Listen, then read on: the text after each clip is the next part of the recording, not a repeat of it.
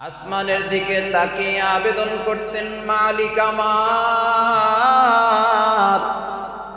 আমার কিবলা আপনি পরিবর্তন করে দিন। কাবাকে আমি অনেক ভালোবাসি, ইয়া রব্বাল আলামিন। বাইতুল মাকদিস নয়, আমি কাবার দিকে ফিরে নামাজ পড়তে চাই। এ সম্পর্কে আল্লাহ তাআলা সূরা বাকারার 144 নম্বর আয়াতের মধ্যে বলেন, قد نرى تقلب وجهك في السماء।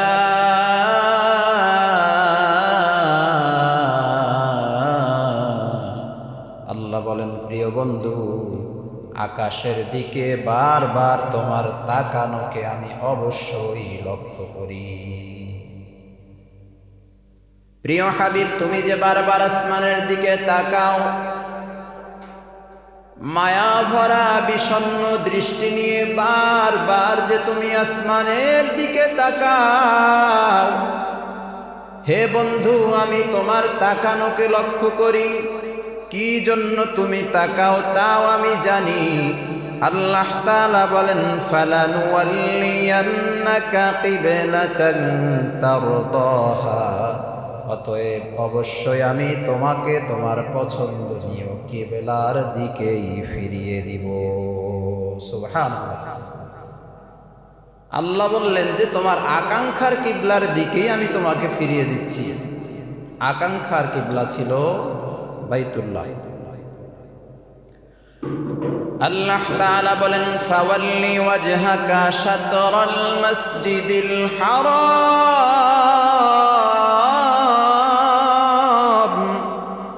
হে পয়গম্বর, অতএব তুমি মসজিদে হারামের দিকে ফিরে নামাজ আদায় করো। বাইতুল মাকদিসের দিকে ফিরে আর নামাজ পড়তে হবে না। সুবহানাল্লাহ। কিবলা পরিবর্তন করে দিয়েছেন 16 থেকে 17 মাস পরে। সুবহানাল্লাহ। সিরাত ইবনে হিশামের মধ্যে লিখে এবং আল বিদায়া ওয়ান নিহায়া কিতাবের মধ্যেও লিখিত হয়, নবীজির মনে যে আশাটা ছিল কিবলা যেন পরিবর্তন হয়, কিবলা যেন কাবা হয়ে যায়, এই আশাটা যেদিন পূর্ণ হয়েছিল, যে মাসে পূর্ণ হয়েছিল, সে মাসের নাম ছিল শাবান মাস। সুবহানাল্লাহ। এ মাসেই আল্লাহর রাসূলকে কিবলা পরিবর্তন করে দেওয়া হয়েছে। আমরা এখন যে দিকে ফিরে নামাজ পড়ি, কাবার দিকে, বাইতুল্লাহর দিকে, এই কিবলাটা আল্লাহ তাআলা প্যারা হাবিবকে এ মাসেই পরিবর্তন করে দিয়েছে। মাসের ফজিলত ও আমল। শাবান মাস একটি ফজিলতপূর্ণ মাস। বিভিন্ন দিক বিবেচনায় এ মাসটি অনেক তাৎপর্যপূর্ণ। রমাদান মাসের চূড়ান্ত প্রস্তুতি চলে আমাদের এই শাওয়াল মাসে। নবীজি সাল্লাল্লাহু আলাইহি ওয়াসাল্লাম এ মাসে আমলের অনেক বেশি গুরুত্ব দিতেন এবং এ মাসটি ঐতিহাসিকভাবেও নানা ঘটনার সাক্ষী হয়ে আছে। যেহেতু শাবান মাস চলমান, তাই এসব বিষয়কে সামনে রেখে আজকের জুমায় আমরা শাবান মাসের ফজিলত ও আমল এবং এ মাসের ঐতিহাসিক কিছু ঘটনা নিয়ে আলোচনা করব ইনশাআল্লাহ। আলোচনার 1 নম্বর পয়েন্ট হচ্ছে, এ শাবান মাসের পরিচয় কি? আরবি বর্ষ পরিক্রমার 8ম মাসের নাম হচ্ছে শাবান মাস। শাবান শব্দের অর্থ হচ্ছে জমা হওয়া, একত্রিত হওয়া। এছাড়াও শাবান শব্দের আরো 2টি অর্থ রয়েছে, ছড়িয়ে পড়া, বিক্ষিপ্ত হওয়া। আল্লামা বদরুদ্দিন আইনি রহমতুল্লাহি আলাইহি উমদাদুল কারি নামক কিতাবের মধ্যে বর্ণনা করেন, শাবান মাসে রমজান মাসের মতো আল্লাহ তাআলার পক্ষ থেকে অনেক অনেক রহমত বরকত নাজিল হয়। সুবহানাল্লাহ। মুহকাম কিতাবে বর্ণিত হয়েছে, শাবান মাসে আরবরা যুদ্ধের জন্য বিক্ষিপ্ত হয়ে পড়ত, ছড়িয়ে পড়ত। তাই এ মাসকে শাবান বলে নামকরণ করা হয়েছে। আমাদের আলোচনার দ্বিতীয় নাম্বার পয়েন্ট হচ্ছে যে শাবান মাসের ইতিহাস কি। ঐতিহাসিকভাবে শাবান মাস অত্যন্ত গুরুত্বপূর্ণ। এ মাসে ইতিহাস, সিরাত ও নবী জীবনের অনেক গুরুত্বপূর্ণ ঘটনা সংঘটিত হয়েছিল। আজকের আলোচনায় আমরা কয়েকটি ঐতিহাসিক ঘটনা আপনাদের সামনে উপস্থাপন করব ইনশাআল্লাহ। শাবান মাসের 1 নম্বর ঘটনা হলো আল্লাহ তাআলা রমজানের রোজাকে এ মাসে ফরজ করেছেন। শাবান এক পবিত্রতম মাস। এ মাসে আল্লাহ পাক রব্বুল আলামিন রমজানুল মুবারকের যে রোজা, এ রোজাগুলোকে ফরজ করেছেন। আল মাজমু নামক কিতাবের 250 নম্বর পৃষ্ঠার মধ্যে ইমাম নববী রাহমাতুল্লাহি আলাইহি বলেন, ফুরিদা ফি শাবানা ফিস সানাতিস সানিয়াতি মিনাল হিজরাহ। দ্বিতীয় হিজরির শাবান মাসে আল্লাহ পাক রব্বুল আলামিন রোজা ফরজ করে দিয়েছে। সুবহানাল্লাহ।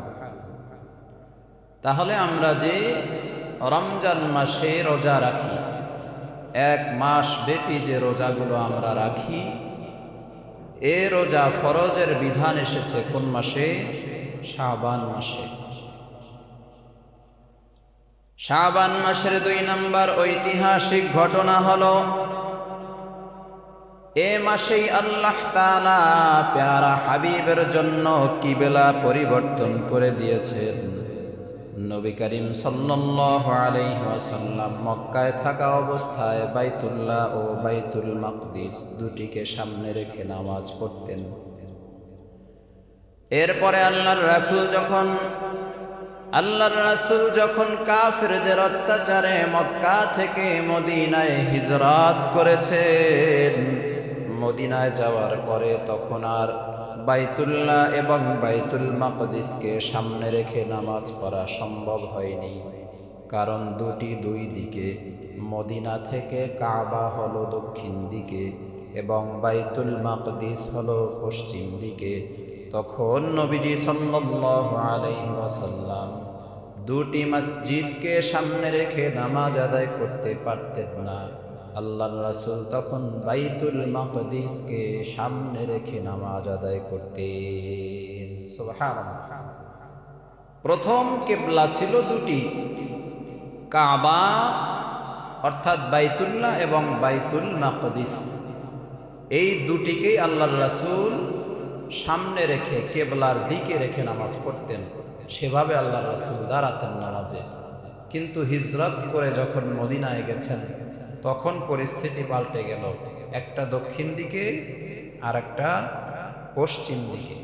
পশ্চিম দিকে ছিল বাইতুল মাকদিস, এজন্য আল্লাহর রাসূল পশ্চিম দিকে ফিরেই নামাজ পড়েছেন, বাইতুল মাকদিসের দিকে। এভাবেই চলে যায় 16 থেকে 17 মাস।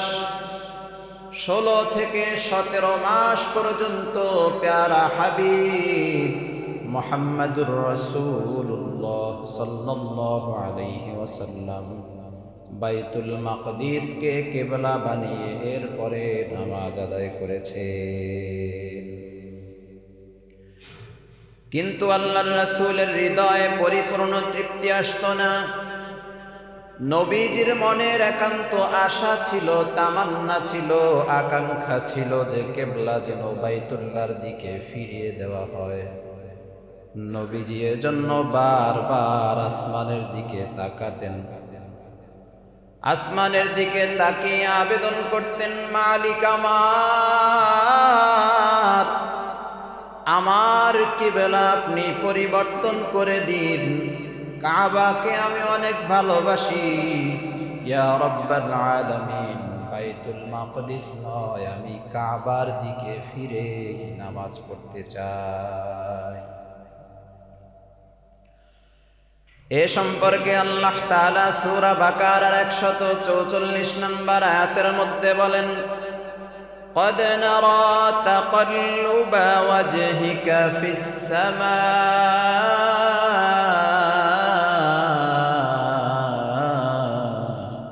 আল্লাহ বলেন, প্রিয় বন্ধু, আকাশের দিকে বারবার তোমার তাকানোকে আমি অবশ্যই লক্ষ্য করি। প্রিয় হাবিব, তুমি যে বারবার আসমানের দিকে তাকাও, মায়া ভরা বিষণ্ণ দৃষ্টি নিয়ে বারবার যে তুমি আসমানের দিকে তাকাও, হে বন্ধু, আমি তোমার তাকানোকে লক্ষ্য করি। কি জন্য তুমি তাকাও তাও আমি জানি। আল্লাহ তাআলা বলেন, ফালানুওয়াল্লিয়ান্নাকা কিবলাতান তারদাহা। অতএব অবশ্যই আমি তোমাকে তোমার পছন্দনীয় কিবলার দিকেই ফিরিয়ে দিব। সুবহানাল্লাহ। আল্লাহ বললেন যে তোমার আকাঙ্ক্ষার কিবলার দিকেই আমি তোমাকে ফিরিয়ে দিচ্ছি। আকাঙ্ক্ষার কিবলা ছিল বাইতুল্লাহ। আল্লাহ তাআলা বলেন, ফাওয়াল্লি ওয়াজহাকা শাতরাল মাসজিদিল হারাম।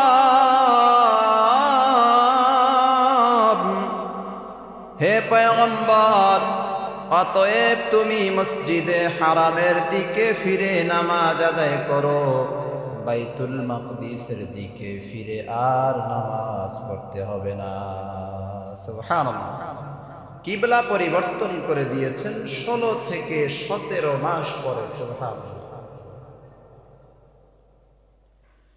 সিরাত ইবনে হিশামের মধ্যে লিখে এবং আল বিদায়া ওয়ান নিহায়া কিতাবের মধ্যেও লিখিত হয়, নবীজির মনে যে আশাটা ছিল কিবলা যেন পরিবর্তন হয়, কিবলা যেন কাবা হয়ে যায়, এই আশাটা যেদিন পূর্ণ হয়েছিল, যে মাসে পূর্ণ হয়েছিল, সে মাসের নাম ছিল শাবান মাস। সুবহানাল্লাহ। এ মাসেই আল্লাহর রাসূলকে কিবলা পরিবর্তন করে দেওয়া হয়েছে। আমরা এখন যেদিকে ফিরে নামাজ পড়ি, কাবার দিকে, বাইতুল্লাহর দিকে, এই কিবলাটা আল্লাহ তাআলা প্যারা হাবিবকে এ মাসেই পরিবর্তন করে দিয়েছে। সম্মানিত উপস্থিতি, 3 নম্বর ঐতিহাসিক ঘটনা হলো, এ শাওয়াল মাসেই দ্বিতীয় বদর অনুষ্ঠিত হয়েছিল। উহুদ যুদ্ধের শেষের দিকে আবু সুফিয়ান বলে, মুসলমানদের সাথে আগামী বছর বদরের প্রান্তরে যুদ্ধ হবে। ইতিপূর্বে একবার বদরের যুদ্ধ হয়ে গিয়েছে। 624 সালে বদরের যুদ্ধ একবার আনুষ্ঠানিকভাবে শেষ হয়ে গিয়েছে। এরপরে 625 খ্রিস্টাব্দে 625 সালে উহুদের যুদ্ধ সংগঠিত হয়েছে। উহুদের যুদ্ধ চলমান, শেষ পর্যায়ে এসে কাফেরদের নেতা আবু সুফিয়ান বলতেছে, হে মুসলমানদের দল, তোমাদের সাথে পুনরায় বদর প্রান্তরে যুদ্ধ হবে আগামী বছর। আবু সুফিয়ান যে কথা বলল, সাহাবায়ে কেরাম বললেন, তুমি যদি কথা ঠিক রাখো তাহলে আমরাও রাজি আছি। ঠিক আছে, আগামী বছর এ মাসেই তোমার সাথে যুদ্ধ হবে। আবু সুফিয়ান পরবর্তী বছর 2000 সৈনিক নিয়ে বদরের অভিমুখে রওনা দিয়েছে। মাজরুর মাররু জাহরান নামক স্থানে এসে সামনে আর অগ্রসর হয় না, ভয় পেয়েছে। আবু সুফিয়ান সহ 2000 সৈন্যের হৃদয়ের মধ্যে কম্পন সৃষ্টি হয়ে গিয়েছে। অদৃশ্য আওয়াজ থেকে কে যেন ডেকে বলে, আবু সুফিয়ান, সামনের দিকে যাইস না, কল্লা নিয়ে ফিরে আসতে পারবি না। কাফেরদের হৃদয়ের মধ্যে ভয় শুরু হয়ে গিয়েছে, কম্পন শুরু হয়ে গিয়েছে। 2000 সৈন্য সামন্ত সহ মাররুজ জাহরান নামক স্থান থেকে আবু সুফিয়ান পুনরায় পালিয়ে গিয়েছে, মক্কায় পালিয়ে গেছে। ওইদিকে নবীজি সাল্লাল্লাহু আলাইহি ওয়াসাল্লাম 1500 সাহাবায়ে কেরাম নিয়ে সেই নির্ধারিত জায়গা বদর প্রান্তরে এসে উপস্থিত আসে না। 2 দিন চলে গিয়েছে, 3 দিন চলে গিয়েছে, 4 দিন, 5 দিন, 6 দিন, 7 দিন, 8 দিন পেরিয়ে গেছে। তারপরেও কাফেরের লিডার আবু সুফিয়ান সৈন্য সহ বদর প্রান্তরে আসে না। সুবহানাল্লাহ। সে তো 8 দিন আগেই পালিয়ে গেছে। সম্মানিত উপস্থিতি, বিখ্যাত ইতিহাসবিদ ইমাম ইবনু ইসহাক রাহমাতুল্লাহি আলাইহি বর্ণনা করেন, খরাজা ফি শাবান ইলা বদরিন লিমিআদি আবি সুফিয়ানা। আবু সুফিয়ানের প্রতিশ্রুত বদরের উদ্দেশ্যে পেয়ারা হাবিব যে মাসে সফর করেছিলেন সে মাসের নাম ছিল শাওয়াল মাস। সুবহানাল্লাহ। শাবান মাস। এই শাবান মাসে আল্লাহর রাসূল বদর প্রান্তরে দ্বিতীয়বার গিয়েছিলেন। সম্মানিত হাজিরিন, 4 নম্বরে ঐতিহাসিক যে ঘটনা সংঘটিত হয়েছে গাজওয়ায়ে বনি মুস্তালিক ও ইফকের ঘটনা। বনি মুস্তালিকের যুদ্ধে মুসলমানদের সাথে মুনাফিকরা অংশগ্রহণ করেছিল, যদিও তারা বদর উহুদ এই 2টি যুদ্ধের মধ্যে অংশগ্রহণ করে নাই, কারণ তারা জানে যে তাতে রক্তপাত ঘটার সম্ভাবনা আছে, জীবন চলে যাওয়ার সম্ভাবনা আছে। কিন্তু বনি মুস্তালিক যুদ্ধে যে রক্তপাত হবে না, যুদ্ধে যে স্বাভাবিকভাবে চলবে, এটা কাফেররা বেঈমানেরাও বুঝতে পেরেছে, পাশাপাশি মুনাফিকরাও বুঝতে পেরেছে। যার কারণে বনি মুস্তালিক যুদ্ধের মধ্যে মুনাফিকরাও অংশগ্রহণ করেছে। দেখাচ্ছে যে আমি মুসলমান, আমি খাঁটি মুসলমান, কাফেররা আমার দুশমন, আমি কাফেরের বিরুদ্ধে। এটা দেখানোর জন্য বনি মুস্তালিক যুদ্ধের মধ্যে গিয়ে নামদারি মুসলমান মুনাফিকরাও শরীক হয়েছে, নবীকে বোঝানোর জন্য, ইয়া রাসূলুল্লাহ, ইয়া হাবিবাল্লাহ, আমি খাঁটি মুসলমান, আমি মুনাফিক নই। বনি মুস্তালিক যুদ্ধে অংশগ্রহণ করে মুনাফিকরা 2টি ষড়যন্ত্র করেছে। এদের 2টি ষড়যন্ত্রই ব্যর্থ হয়েছে। 1 নম্বর যে ষড়যন্ত্র করেছে, যুদ্ধের পর নবীজি সাল্লাল্লাহু আলাইহি ওয়াসাল্লাম মুরাইসি নামক ঝর্ণার নিকটে গিয়ে অবস্থান করেছিলেন। তখন পানি পান করাকে কেন্দ্র করে একজন আনসার ও একজন মুহাজির সাহাবীর মধ্যে ঝগড়া লেগে যায়। একজন হলো মক্কার সাহাবী আর একজন মদিনার। মক্কার সাহাবীর সাথে মদিনার সাহাবীর ঝগড়া বেঁধে যায় পানি পান করার বিষয় নিয়ে।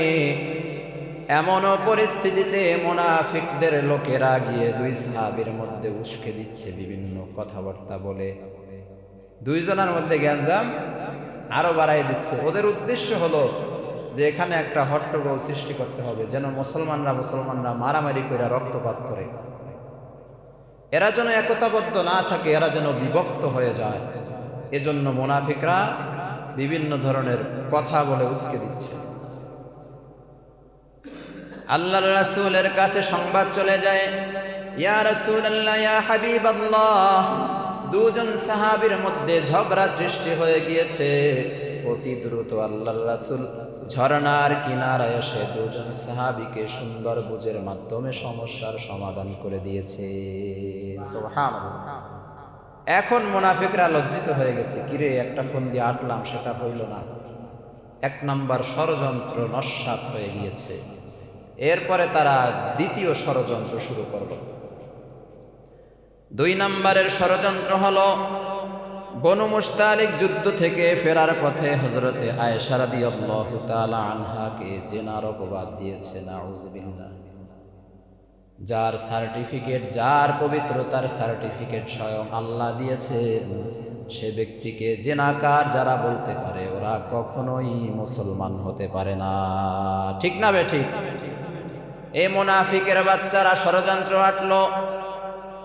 ঘটনা হলো, এ বনি মুস্তালিক যুদ্ধ থেকে ফেরার সময় ইফক নামক একটা স্থান রয়েছে। ইফক নামক স্থানের মধ্যে কাফেলার বিরতি দিয়েছে। এমনও পরিস্থিতিতে আম্মা জান আয়েশা রাদিয়াল্লাহু তাআলা আনহার পায়খানার ব্যাগ এসেছে। প্রাকৃতিক টান এসেছে, প্রাকৃতিক প্রয়োজনে আম্মা জান আয়েশা সিদ্দিকা রাদিয়াল্লাহু তাআলা আনহা নির্ধারিত জায়গা, কাফেলা যে জায়গা ছিল ওই জায়গা থেকে একটু দূরত্বে আড়ালে চলে গিয়েছিল। আম্মা জান যে তার নির্ধারিত জায়গার মধ্যে নেই এটা কোনো সাহাবী বুঝতে পারে নাই। আম্মা জান বোরকা পরিহিতা ছিল, আম্মা জান চাদরে আবৃত ছিল এবং আম্মা জান শারীরিকভাবে অনেক হালকা ছিল, ওজন কম ছিল, যার কারণে নির্ধারিত যে জায়গা বসার সে জায়গার মধ্যে যে আম্মা জান নেই কেউ বিষয়টি খেয়াল করে নাই। আম্মা জান প্রাকৃতিক প্রয়োজনে তিনি দূরত্বে চলে গেছেন। এই দিক দিয়ে উট ঘোড়া নিয়ে কাফেলা সফর শুরু করে দিয়েছে।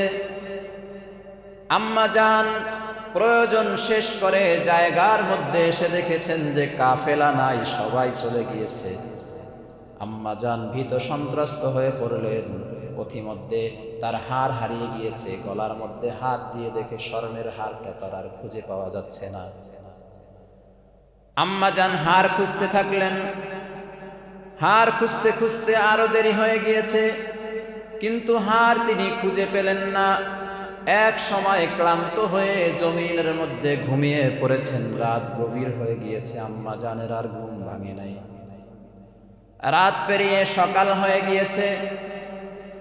প্যারা হাবিব সাল্লাল্লাহু আলাইহি ওয়াসাল্লাম একজন সাহাবী যার নাম সাফওয়ান রাদিয়াল্লাহু তাআলা আনহু, হযরতে সাফওয়ানকে দায়িত্ব দিয়েছিল, হে সাফওয়ান, আমাদের কাফেলা যখন চলে আসবে তুমি সবার পিছনে পিছনে আসবে, কোনো জিনিস ফেলে আসলাম কিনা এগুলো তুমি কুড়িয়ে নিয়ে আসবে।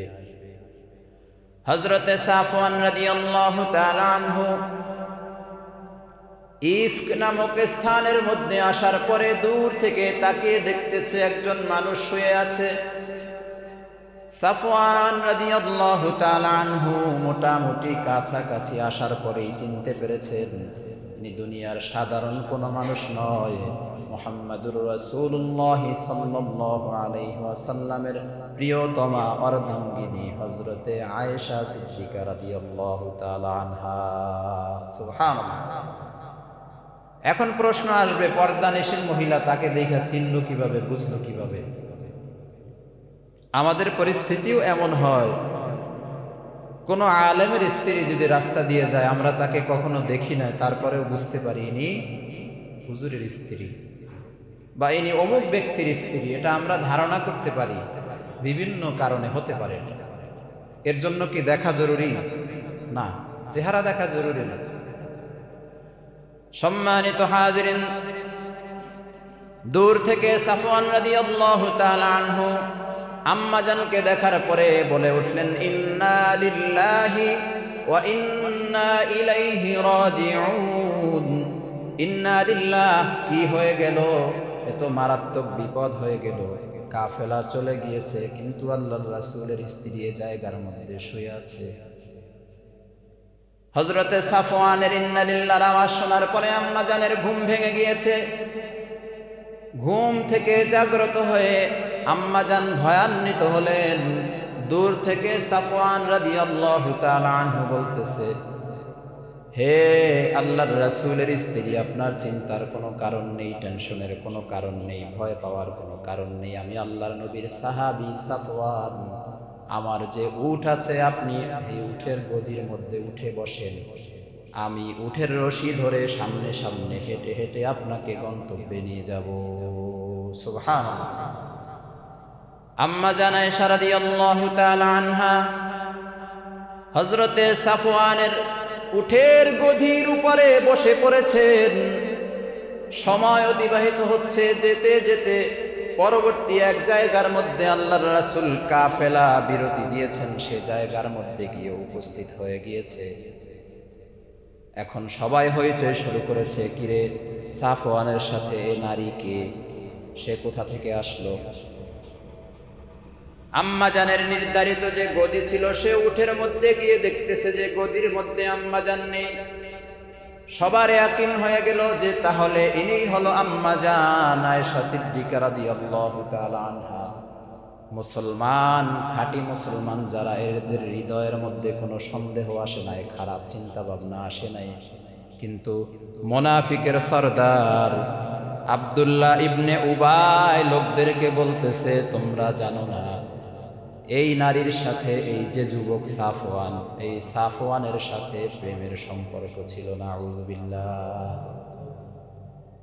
এরা কাফেলা থেকে ছুটে গিয়ে এরা গল্পগুজব করেছে, ইত্যাদি ইত্যাদি অনেক খারাপ কথা বলতেছে, এই সেই বহুত কিছু করেছে। অথচ ঘটনা ঘটলো কি, আর মুনাফিকের বাচ্চারা ছড়াচ্ছে কি? সম্মানিত হাজিরিন, কাফেলা গন্তব্যে পৌঁছে গেল। প্যারা হাবিব সাল্লাল্লাহু আলাইহি ওয়াসাল্লাম লোকদের মুখে বিভিন্ন ধরনের কটু কথা শুনতে পাচ্ছে। এক কান দুই কান ছড়াতে ছড়াতে অনেক মুসলমানেরাও এখন এই খারাপ কথাগুলো বলতে শুরু করেছে। মনে হয় কোনো সমস্যা আছে, এ আয়েশার মনে হয় কোনো সমস্যা আছে, অবৈধ সম্পর্ক থাকতে পারে। এই মুনাফিক যে কথাটা ছেড়ে দিয়েছে বিষ, এটা এখন মুসলমানদের মধ্যেও কারো কারো ইমানে ঝামেলা বাঁধিয়ে দিয়েছে। হতেও তো পারে, হতেও পারে তে অনেক মুসলমানের ইমান দুর্বল হয়ে পড়েছে। চতুর্দিকে বিভিন্ন ধরনের খারাপ কটুবাক্য। আল্লাহর রাসূল সাল্লাল্লাহু আলাইহি ওয়াসাল্লাম প্রিয়তমা স্ত্রীর সাথে কথা বলা বন্ধ করে দিয়েছেন। আয়েশা সিদ্দিকা রাদিয়াল্লাহু তাআলা আনহা, তার মন অনেক খারাপ, খুব বেশি বেশি কান্না করতেছে, সিজদায় পড়ে কান্না করতেছে। আসমানের মালিককে ডাক দিয়ে বলেছে, মালিক আমার, দুনিয়ার আর কেউ না জানুক, আপনি তো জানেন আমি পবিত্র, আমি জিন্দেগিতে কখনো জিনা করি নাই।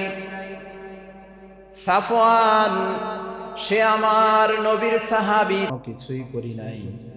আল্লাহ, দুনিয়ার সমস্ত মানুষ যদি আমাকে নাপাক বানাতে চায়, তুমি তো জানো আমি পবিত্র। সুবহানাল্লাহ। সিজদায় পড়ে পড়ে আম্মা জান বারবার কান্না করতেছে। কয়েকদিন অতিবাহিত হয়ে গিয়েছে, আল্লাহর রাসূল আম্মা জান আয়েশার সাথে কথা বলেন না, তার হাতের কোনো কিছু খানো না। আল্লাহর রাসূলও বিষণ্ণ হয়ে পড়েছেন, আম্মা জানও বিষণ্ণ হয়ে পড়েছেন। আসমানের মালিক আর সহ্য করলেন না। আম্মা জান আয়েশা রাদিয়াল্লাহু তাআলা আনহাকে পবিত্রতার সার্টিফিকেট দিয়ে আল্লাহ তাআলা সূরা নূরের 11 নম্বর আয়াত নাজিল করে দিয়েছে। সুবহানাল্লাহ। আল্লাহ পাক রব্বুল আলামিন বলেন, ইন্নাল্লাযীনা জাউ বিল ইফকি উসবাতুম মিনকুম, যারা মিথ্যা অপবাদ রটনা করেছে তারা তোমাদেরই একটি দল। তারা নামে মুসলমান, কাজে কর্মে মুনাফিক। খারাপ মন্তব্য যারা করেছে ওরা তোমাদের দলেরই লোক, অর্থাৎ ওরা মুসলমান দাবি করে, ওরা নিজেদেরকে মুসলমান বলে পরিচয় দেয়। আল্লাহ তাআলা বলেন, লা তাহসাবুহু শাররান লাকুম, তাদের অপবাদ তোমাদের জন্য ক্ষতিকর মনে করো না। এ মুনাফিকরা যে তোমাকে অপবাদ দিচ্ছে, তোমাদেরকে অপবাদ দিচ্ছে, এটাকে তোমরা খারাপ মনে করো না, ক্ষতিকর মনে করো না। এর মাধ্যমে তোমাদের কোনো ক্ষতি হবে না। বাল হুয়া খায়রুল লাকুম, বরং তা তোমাদের জন্য আমি আল্লাহ কল্যাণকর বানায়া দিলাম। সুবহানাল্লাহ। দিল অপবাদ, সেটা আবার কল্যাণকর কিভাবে হয়ে যায়? আল্লাহ পাক রব্বুল আলামিন যে সার্টিফিকেট দিয়েছেন পবিত্রতার, মুনাফিকরা যদি অপবাদ না দিত, এ ধরনের কুৎসা রটনা না করত, তাহলে আল্লাহ তাআলা সূরা নূরের 11 নম্বর আয়াত আম্মা জান আয়েশার ক্ষেত্রে নাজিল করতেন না। আল্লাহ যে পবিত্রতার সার্টিফিকেট দিয়েছেন, এই সার্টিফিকেট তিনি হয়তো পেতেন না। আল্লাহর পক্ষ থেকে পবিত্রতার সার্টিফিকেট পাওয়া, এর থেকে বড় কল্যাণ আর কি হয়? সুবহানাল্লাহ। আল্লাহ ঘোষণা দিয়েছেন, আমার বান্দি পবিত্র, আমার প্যারা হাবিবের অর্ধাঙ্গিনী পবিত্র। সে জেনা করে নাই, সে কোনো অপকর্ম করে নাই, এর থেকে বড় সার্টিফিকেট আর দুনিয়াতে কি হতে পারে? সম্মানিত উপস্থিতি, আল্লাহ তাআলা বলেন লিকুল্লি ইমরিইম মিনহুম মাকতাসাবা মিনাল ইসম, তাদের প্রত্যেকের জন্য ততটুকু গুনাহ রয়েছে তারা যতটুকু অপরাধ করেছে। এটা কাদের জন্য? সাধারণ মুসলমান যারা মুনাফিকের কথা শুনে এরপরে যারা কুৎসা রটিয়েছে, এটা মুনাফিকের শাস্তি না। যারা মুনাফিকের কথায় কর্ণপাত করেছে, যারা মুনাফিকের কথায় উদ্বুদ্ধ হয়ে কুৎসা রটনা করেছে, এদের জন্য যতটুকু অপরাধ শাস্তিও ততটুকু। কিন্তু আব্দুল্লাহ ইবনে উবাই এবং তার অনুসারী মুনাফিক দলেরা, তাদের পরিস্থিতি কি হবে? আল্লাহ তাআলা বলেন ওয়াল্লাযী তাওয়াল্লা কিবরাহু মিনহুম লাহু আযাবুন আযীম। এই ব্যাপারে কুৎসা রটনার ক্ষেত্রে যেই সমস্ত ব্যক্তিরা অগ্রণী ভূমিকা পালন করেছে, নেতৃত্ব দিয়েছে, যারা কুৎসাগুলো প্রথমে মানুষের সামনে উচ্চারণ করেছে, তাদের জন্য রয়েছে ভয়াবহ শাস্তির ব্যবস্থা। সুবহানাল্লাহ, কঠিন শাস্তি তাদের জন্য যারা কুৎসা রটিয়েছে। আব্দুল্লাহ ইবনে উবাই মুনাফিকের সর্দার সহ তার দলে যারা আরো ছিল, এদের জন্য ভয়ঙ্কর শাস্তি। ভয়ঙ্কর শাস্তি দুনিয়াতে তো পেয়েছেই, সবাই তাদেরকে মুনাফিক হিসেবে জেনেছে, তাদের মৃত্যুও খারাপ হয়েছে।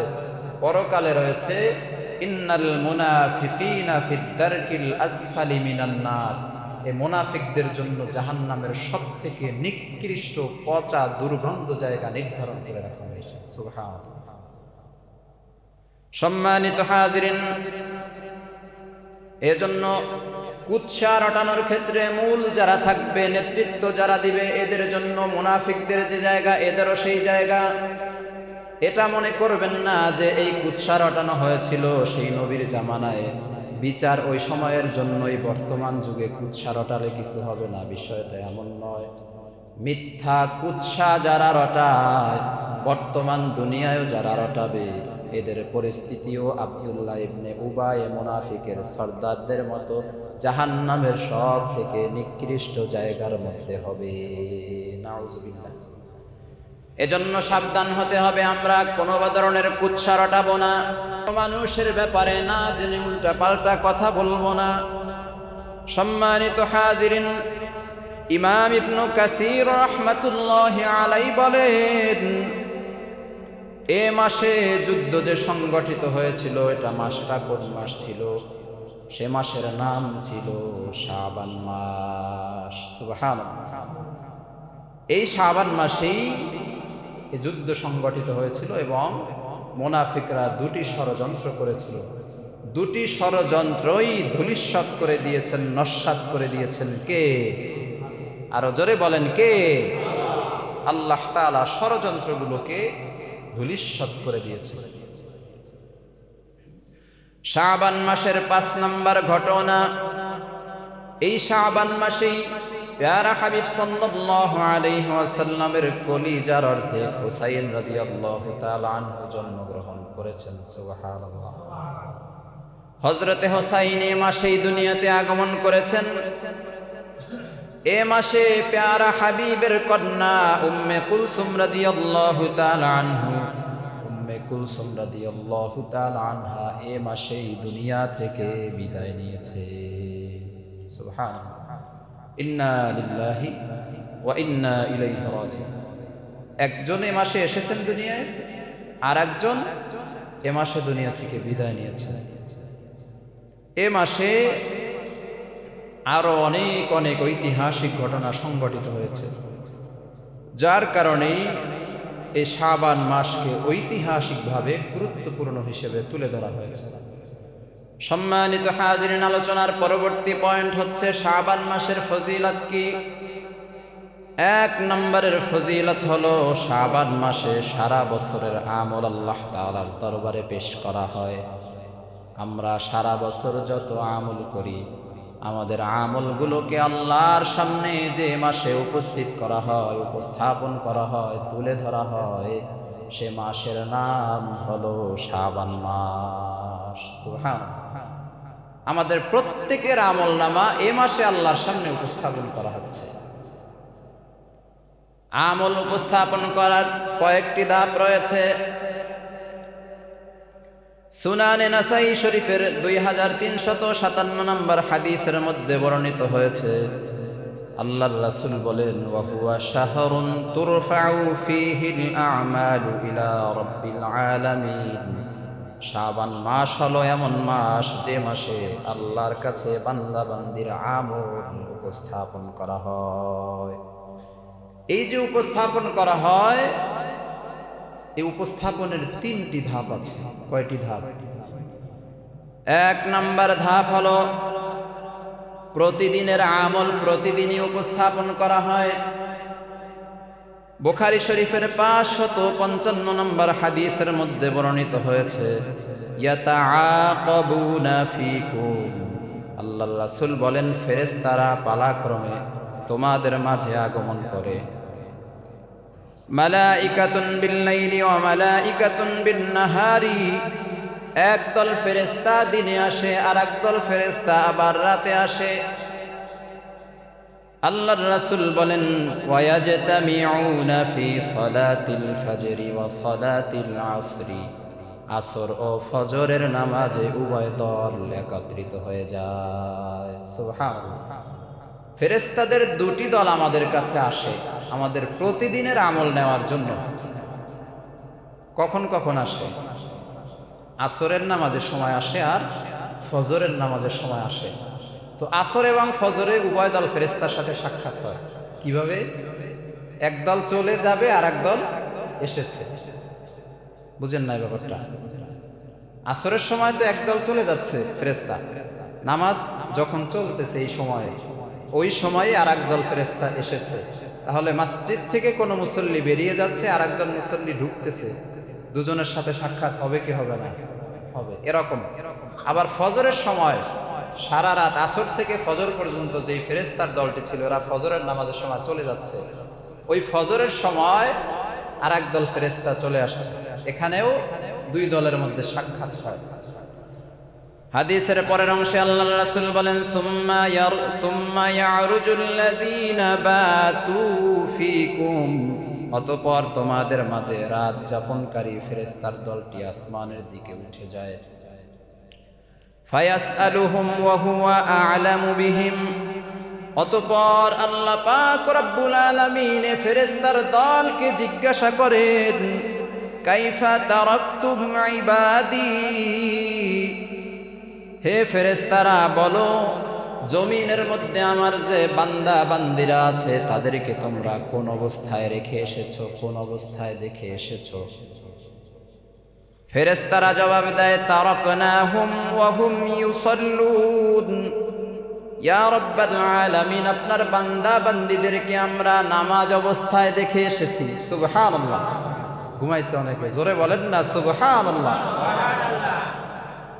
সম্মানিত হাজিরিন, হাদিসের পরের অংশের মধ্যে বলেন, ওয়া আতাইনাহুম ওয়া হুম ইউসাল্লুন।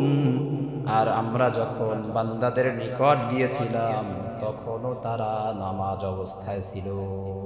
সুবহানাল্লাহ। ফজরে যে দল এসেছে তারা এসে দেখতেছে আমরা ফজরের নামাজ পড়তেছি। এই দল আসরের সময় চলে যাচ্ছে, তখন যাওয়ার সময় দেখতেছে আমরা আসরের নামাজ পড়তেছি।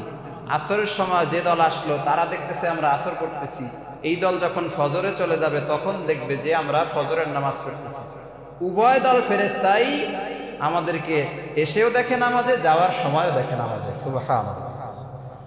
সম্মানিত হাজিরিন, তাহলে আল্লাহর কাছে আমল পেশ করা হয় প্রতিদিন।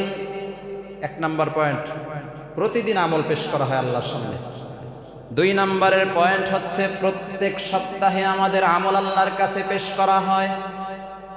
মুসনাদে আহমদের 10,272 নম্বর হাদিসের মধ্যে বর্ণিত হয়েছে, ইন্না আমালা বানি আদামা তুরাদু কুল্লা খামিসিন লাইলাতাল জুমআতি আল্লাহর রাসূল বলেন আদম সন্তানের আমল প্রত্যেক জুমার রাতে আল্লাহর সামনে পেশ করা হয়। সুবহানাল্লাহ।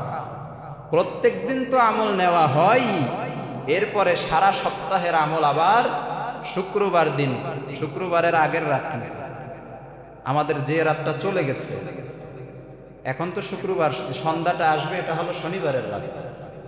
আরবি গণনাটা এমনই, জুমার রাত চলে গেছে, এই গতকাল রাতে আমাদের আমল আল্লাহর কাছে পেশ করা হয়েছে। সুবহানাল্লাহ। নামাজে যারা থাকবে তাদের আমল নামা এভাবে আল্লাহর সামনে উপস্থাপিত হবে।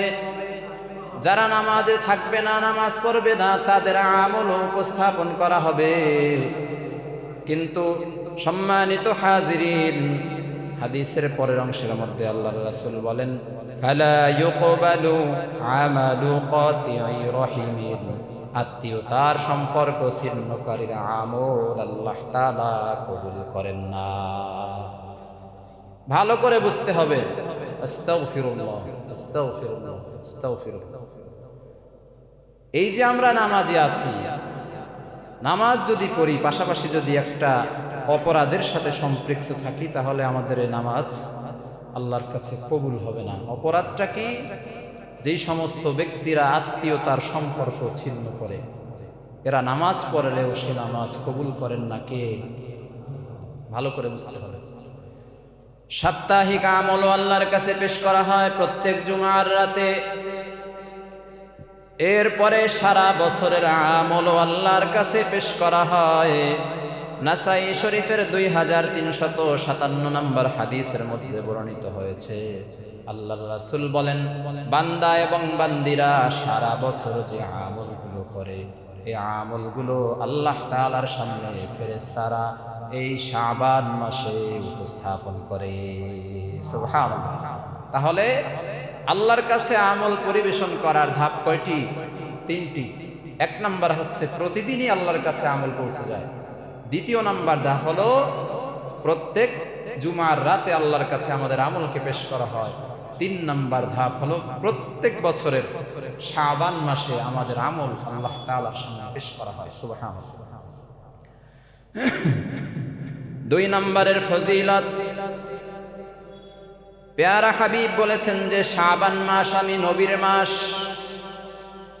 কাশফুল কাফা নামক কিতাবে 1551 নম্বর হাদিস এবং তারিখে দিমাশক নামক কিতাবের 14153 নম্বর হাদিসে বর্ণিত হয়েছে, আল্লাহর রাসূল বলেন শাহরু রমাদান শাহরুল্লাহ,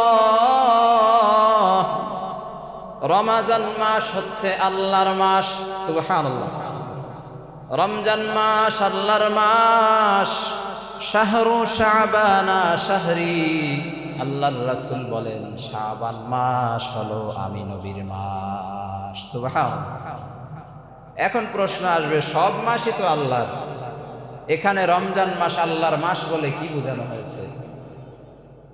আমাদের 4টা 5টা 6টা 7টা বা আরো বেশি সন্তান থাকে, এর মধ্যে আমরা কখনো কখনো একটা সন্তানকে ইস্তেসনা করি, আলাদা করি, এরপরে বলি যে এই সন্তানটা আমার। বাকি আরো তো 4টা 5টা আছে, সেগুলো আপনার না? অবশ্যই আপনার। তারপরেও একটি সন্তানকে আপনি আপনার বলে স্বীকৃতি কেন দিচ্ছেন? এ সন্তানের যোগ্যতা বেশি, এ সন্তানের সমাজে মর্যাদা বেশি। এজন্য দেখা যায় যে সমাজে বড় হয়ে যায় তখন আর তার আত্মীয় স্বজনের কোনো অভাব থাকে না। ঠিক না বেঠিক? কোনো এক ব্যক্তি ভালো চাকরি পেলে তখন ওই ব্যক্তির কথা আপনি অন্য এলাকায় গিয়ে বললে সেখানের লোকেরাও বলবে তাকে তো চিনি, সে তো আমার বন্ধু, অথচ জীবনে একবার সাক্ষাৎ হয় না, বন্ধু বলে দিচ্ছে।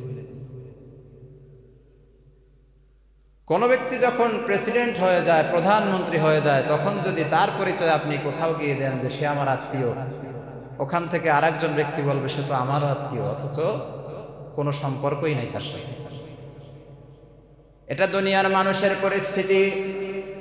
মানুষ যখন সম্মানিত হয়ে যায় তখন সবাই তাকে স্বীকৃতি দেয়, সবাই তাকে আপন বলে, এরপরে মানুষের সামনে উপস্থাপন করে।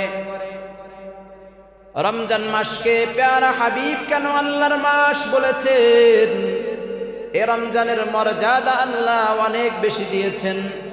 রমজান মাসকে আল্লাহ তাআলা সমস্ত মাসের থেকে বেশি প্রিয় করে নিয়েছেন।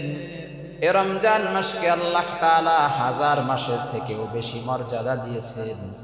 মর্যাদা বোঝানোর জন্য আল্লাহ তাআলা এই মাসকে আল্লাহর মাস বলে স্বীকৃতি দিয়েছে। সুবহানাল্লাহ। যে মাসে একটি নফল আদায় করলেও সেটা ফরজের মান হয়ে যায়, একটা নফল কাজ, সেই নফল কাজটাকে আল্লাহ ফরজের মর্যাদায় পৌঁছে দেয়। কোন মাসে? রমজান মাসে।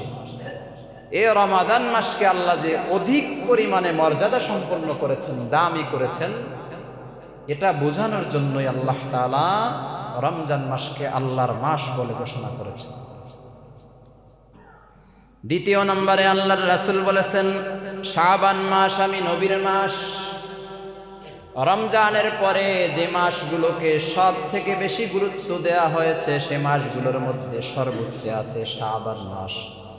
শাবান মাসে যেন উম্মতেরা বেশি বেশি নেক আমল করে, এই শাবানকে যেন গুরুত্ব দিয়ে শাবানের আমলগুলো যেন রমজান পর্যন্ত পৌঁছাতে পারে, এজন্য পেয়ারা হাবিব উম্মতের স্পিরিট বৃদ্ধি করার জন্য বলে দিয়েছেন, শাবান মাস আমি নবীর মাস। সুবহানাল্লাহ। এজন্য এই মাসকে অবহেলা করার সুযোগ নেই।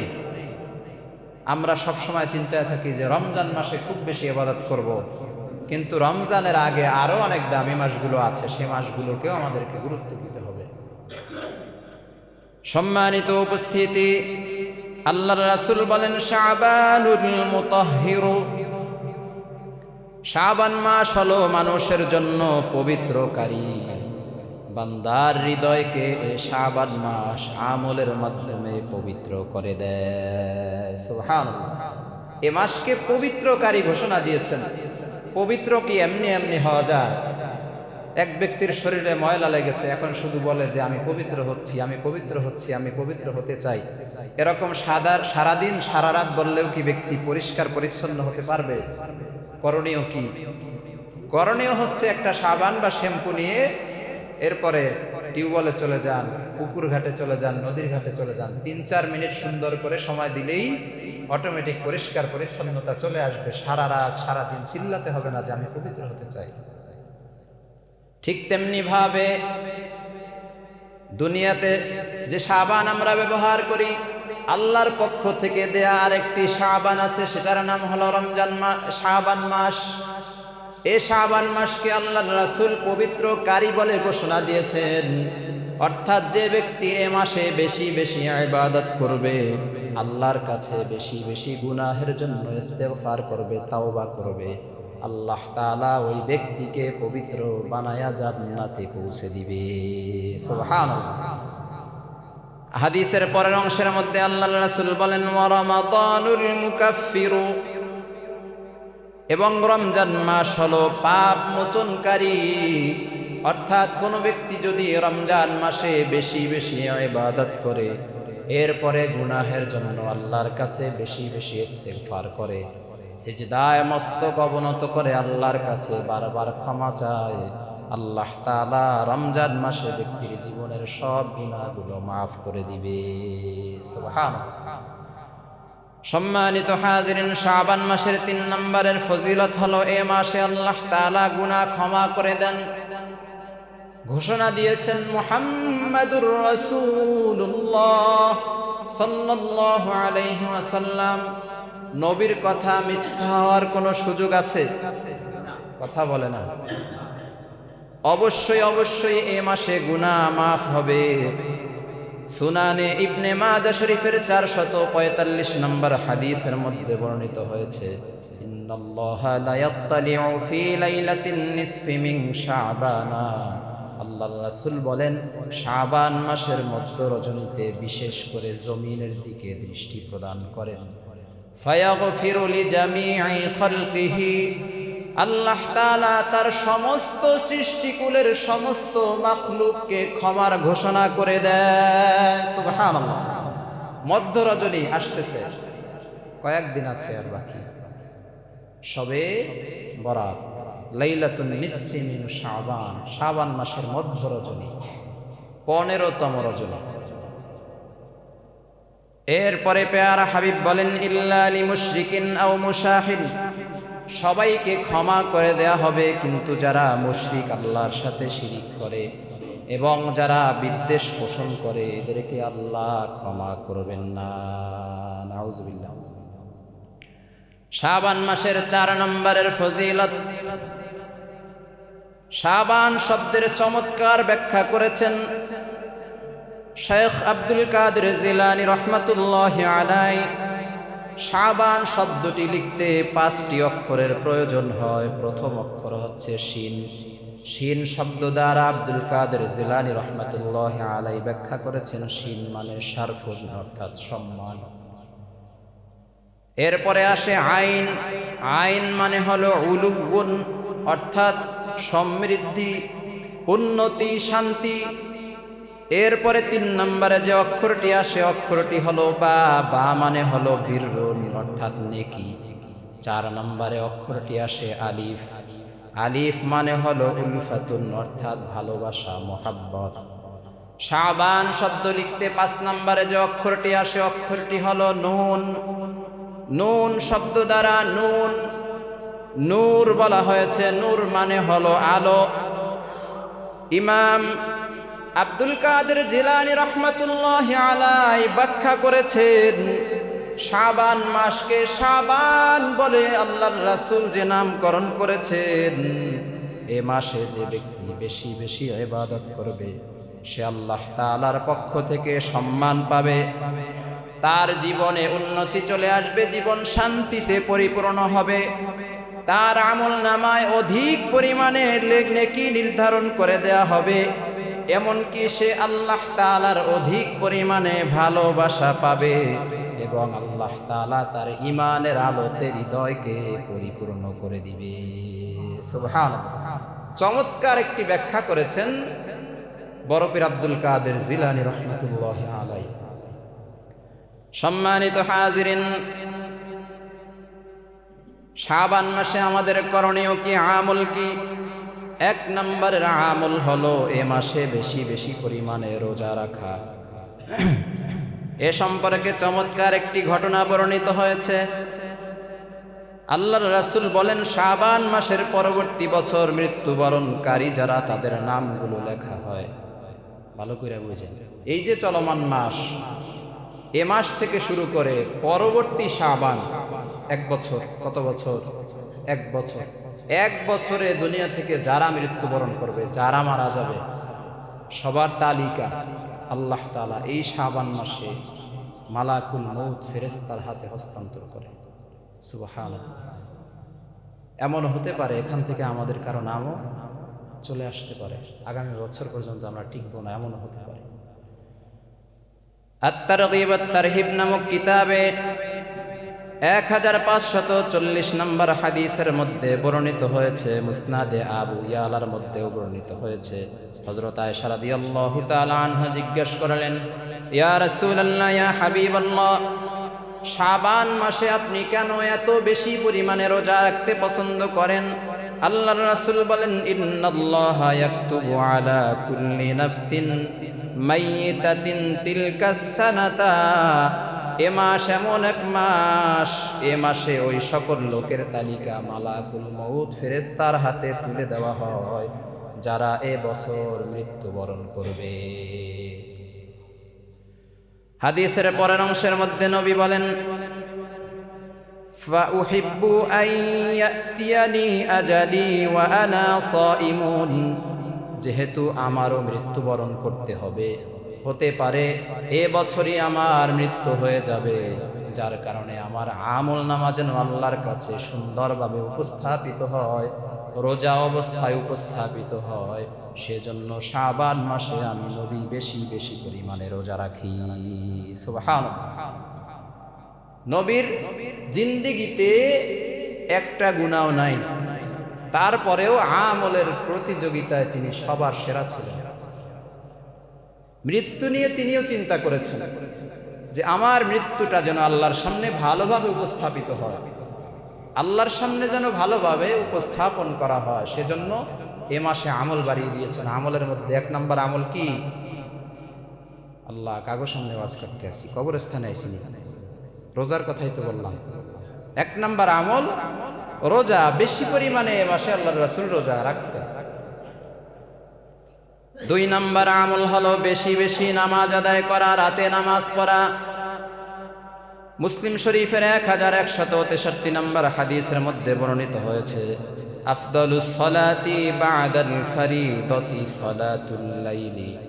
আল্লাহর রাসূল বলেন, ফরজ নামাজের পরে সব থেকে ফজিলতপূর্ণ নামাজ হচ্ছে রাতের নামাজ। সুবহানাল্লাহ।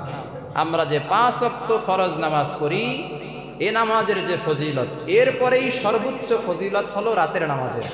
রাতে কি নামাজ পড়া হয়? তাহাজ্জুদের নামাজ। এজন্য আমরা তাহাজ্জুদের নামাজ এ মাসে বেশি বেশি পড়ার চেষ্টা করব ইনশাআল্লাহ। 3 নম্বরের আমল হলো যাকাত দেয়া। যাদের উপরে যাকাত ফরজ হয়েছে তারা এ মাসে যাকাত দিয়ে দিব।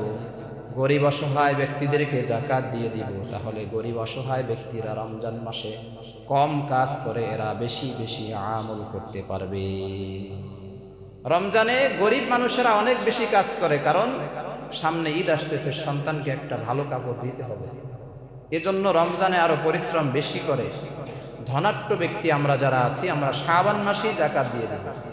তাহলে এ ব্যক্তিদের কাজ কমে যাবে, বেশি বেশি ইবাদত করতে পারবে, আনন্দ চিত্তে ইবাদত করবে। আপনারা আমার জন্য অনেক বেশি দোয়া করবেন। 4 নম্বরের আমল হলো আল ইবাদাতু ফিল হারজি কাল হিজরাতি ইলাইয়া। নবী বলেন, ফিতনা চলাকালীন সময়ে ইবাদত করা আমি নবীর কাছে হিজরতের সমতুল্য। হিজরত যেমন ফজিলতপূর্ণ ছিল, হিজরতে যেমন অধিক নেকি পাওয়া গেছে, ফিতনার জামানায়, শেষ জামানায়, আখরি জামানায়, এখন ঈমান রাখা অনেক কঠিন। এই জামানায় বেশি বেশি ইবাদত করলে সেই ইবাদতটাও আল্লাহর রাসূলের হিজরতের সমপরিমাণ মর্যাদা হয়ে যাবে। সুবহানাল্লাহ। সম্মানিত উপস্থিতি, 5 নম্বরের আমল হলো বেশি বেশি কোরআন তেলাওয়াত করা। আমরা যতটুকু পারি কোরআন তেলাওয়াত করব, বড় সূরাগুলো না পারলে ছোট ছোট সূরাগুলো তেলাওয়াত করব। 6 নম্বরের আমল হলো রমজান লাভের জন্য, রমজান পাওয়ার জন্য আল্লাহর কাছে বেশি বেশি দোয়া করা। দোয়াটা আমরা আরো অনেক আগে শুনেছি, আল্লাহুম্মা বারিক লানা ফি রজব ওয়া শাবান ওয়া বাল্লিগনা রমাদান। হে আল্লাহ, আমাদেরকে রজব মাসে এবং শাবান মাসে অধিক পরিমাণে বরকত দান করুন এবং আমাদেরকে নেক হায়াত দিয়ে আমাদেরকে রমজান পর্যন্ত পৌঁছে দিন। আমিন। সম্মানিত উপস্থিতি, 7 নম্বরের আমল হলো শাবানের 29 অথবা 30 তারিখে রমজান মাসের চাঁদ তালাশ করা। এ মাস চলে যাবে, শেষ যখন চলে আসবে একেবারে 29 তারিখ, 29 তারিখ আমরা চাঁদ দেখার চেষ্টা করব। যদি 29 তারিখ চাঁদ খুঁজে আসমানে না পাই, তাহলে 30 তারিখ খুঁজবে। এই শেষের 2 দিন আমরা চাঁদ দেখার চেষ্টা করব। এটাও একটা আমল। আল্লাহর রাসূল চাঁদ দেখার চেষ্টা করতেন। নবীজি বলেন, আহসু হিলালা শাবান লিরমাদান। তোমরা রমজানের জন্য শাবানের চাঁদ গণনা করতে থাকবে, তোমরা রমজানের জন্য অপেক্ষা করবে, এজন্য শাবান মাসের চাঁদ দেখার তোমরা চেষ্টা করবে। শাবান শেষ হয়ে যে গেলেই রমজানের চাঁদ আসমানে উদিত হবে। আল্লাহ তাআলাও দেখবেন যে আমার বান্দারা, আমার বান্দিরা চাঁদ দেখার জন্য কতটা উদ্গ্রীব হয়ে আছে, এরা কতটা উজ্জীবিত, রমজানকে এরা পেতে কতটা আগ্রহী। এটা আল্লাহ তাআলা আমাদেরকে দেখে এরপরে তিনি ফেরেশতাদের সামনেও বলবেন। এজন্য আমরা এ মাসের শেষে চাঁদ দেখার চেষ্টা করব। রজবের পর এলো শাবানের মাস, আগে থেকে মনকে তোমরা করে নাও ভাই চাষ। লাইলাতুল মুবারক সবার মনে ছড়াবে এক নতুন ফুলের সুবাস। রজবের পর এলো শাবানেরই মাস, আগে থেকে মনকে তোমরা করে নাও ভাই চাষ। আল্লাহুম্মা ইন্নাকা আফুউন তুহিব্বুল আফওয়া ফাআফু আন্নি। এ মাসে সকলের গুনাহ হয় মাফ, কোরআনের নূর দিয়ে মনকে করো সাফ। অপরাধীর অপরাধ ক্ষমা যদি হয়, হতে পারে জান্নাতে তার বসবাস। আল্লাহুম্মা ইন্নাকা আফুউন তুহিব্বুল আফওয়া ফাআফু আন্নি। লিল্লাহি তাকবীর, নারায়ে তাকবীর। সম্মানিত হাজরিন, এজন্য এই 7টি আমল আমরা জরুরিভাবে খুব সুন্দরভাবে আমল করার চেষ্টা করব। এ মাসে বেশি বেশি আমল করব, পাশাপাশি বারবার এ দোয়াটা পড়ব, আল্লাহুম্মা বারিক লানা ফি রজব ওয়া শাবান ওয়া বাল্লিগনা রমাদান। হে আল্লাহ, আমাদেরকে হায়াত বৃদ্ধি করে দিন, শাবান মাসে আমাদেরকে বরকত দিন এবং রমজান পর্যন্ত আমাদেরকে পৌঁছার তৌফিক দান করুন। আমিন। ওয়া আখিরু দাওয়ানা।